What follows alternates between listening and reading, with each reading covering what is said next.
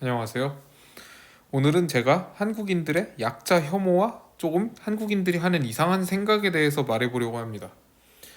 지금 저기 뉴스에 나오는 사례는 몇 년 전에 있었던 사건인데 어떤 벤츠 A클래스 차를 가진 주인이 자동차 주차장에 주차장에 두 자리에다가 자기 차를 주차해 놓은 거예요. 그런 다음에 제 차 손대면 죽을 줄 아세요라고 쪽지를 써놨습니다. 그러자 인터넷에 열화와 같은 댓글이 달렸는데 이런 댓글이 추천을 가장 많이 받았습니다. A클래스면 할인받고 3천만 원대인데 어디서 그랜저 값도 안 되는 벤츠 사서 어깨뽕 하늘 승천인지, 벤츠 S클래스도 아니고 꼴랑 4천만 원 초반 가격 똥차 가지고 꼴값을 떨고 있네. 이런 식으로 말하는 사람들이 굉장히 많았는데 저의 의문점은 하나가 있어요. 마이바흐 같이 수억 원 하는 아주 고급차로 저런 행동을 하면 벤츠 A클래스를 한 것보다 조금이라도 더 나은 행동인가요?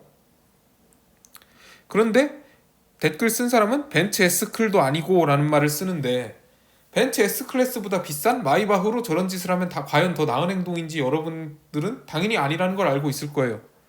왜 애꿎은 벤츠 A클래스에 대한 비하를 하는 거죠? 저런 행동이 잘못됐으면 저 행동에 대한 비판을 해야지, 왜 벤츠 A클래스를 타고 다니는 사람까지 기분 나쁘게, 왜 그런 그 차 자체에 대한 비하와 벤츠 A클래스에 대한 벤츠 A클래스를 끌고 다니는 사람들에 대한 광역 비하를 하는 겁니까? 벤츠 A클래스를 끌고 다니는 사람이 보면 기분 나쁠 수가 있는 말이에요. 저건 충분히. 도대체 어떤 거를 비판하고 싶은 걸까요? 저 한국인들은? 비슷한 사건이 예전에 언더 20 월드컵에도 있었는데, 거기서 우루과이 대표팀 페데리코 발베르데가 세레머니로 한국 동양인을 비하하는 듯한 세레머니를 한 적이 있습니다. 물론 그는 부인하면서 동양인 비하 목적이 전혀 없었다라고 했습니다. 진실은 발베르데 자신만 알 수 있겠죠.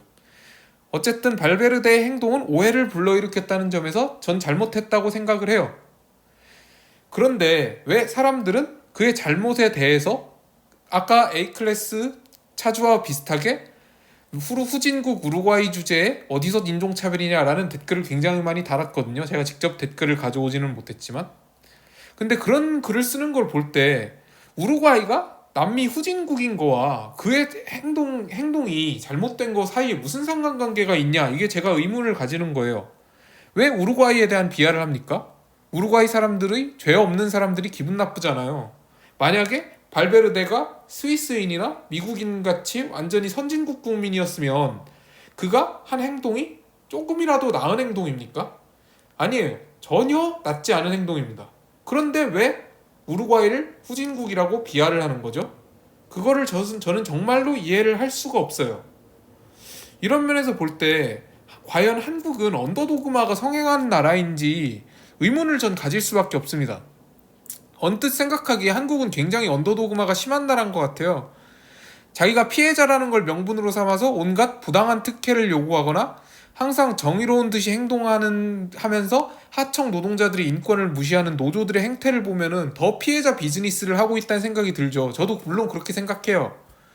다른 나라에도 그렇게 피해자일 때 보상을 받으려고 하는 사례는 있지만 한국처럼 너무 피해자 비즈니스를 심하게 하는 사례는 드물다고 할 수 있죠. 그런데 이렇게 한국에 피해자 비즈니스가 만연하다 해서 과연 한국 사회가 약자에게 온정적이고 언더도그마가 성행한 사회일까요? 저는 그렇게 생각하진 않아요.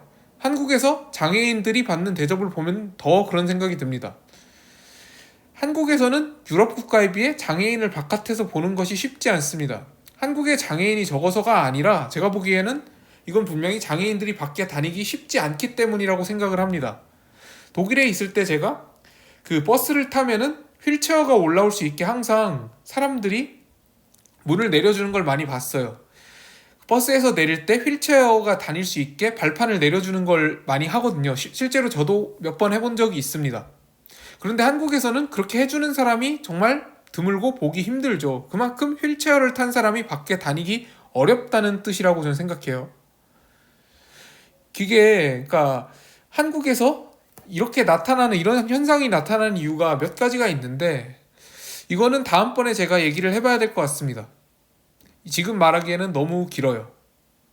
그리고 뭐 다른 주제에 대해서 얘기하자면 한국에서는 언더도그마를 경계하는 시각은 매우 많은데 한국에서는 오버도그마를 경계하는 시각은 많다고 생각해요. 흔히 사람들은 남을 시기 질투하지 말고 남의 성공을 존중해 주라고 말을 하는데 막상 자기 자신이 성공하고 하더라도 겸손하고 자랑을 삼가고 다른 사람들을 존중해 주라고 하는 사람은 별로 없다고 생각해요. 특히 요즘 더 그렇습니다. 성공학 같은 게 굉장히 성행하면서요. 사실 재산이 많거나 돈을 잘 벌거나 이걸 싫어하는 사람은 없습니다.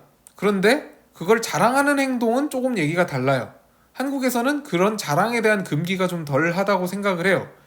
그리고 사람에 대해서 비하하는 표현도 굉장히 다양하다고 생각합니다.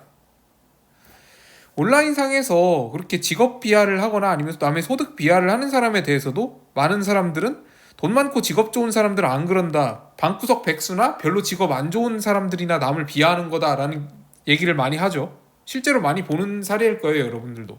그런데 전문직의 폐쇄적 커뮤니티에서 이렇게 가져오는 이렇게 글들이나 아니면 블라인드의 그런 오타가 났네요. 블라인드의 그 좋은 직업을 가진 사람들의 댓글을 볼 때 과연 그럴까요? 저는 별로 그렇지 않다고 생각을 해요. 통계가 명확히 나온 건 없지만 제가 보기엔 그거는 사람의 인격 나름이지 좋은 직업을 가졌다 해서 남한테 그렇게 특별히 더 관대하다고 생각하지는 않습니다. 그런데 많은 사람들은 사회에 좋지 않은 현상에 대해서 상대적으로 좀 직업이 안 좋거나 돈이 없거나 하는 사람들에게 그런 악행까지 떠넘기려는 경향이 전 한국에 성행하다고 생각합니다.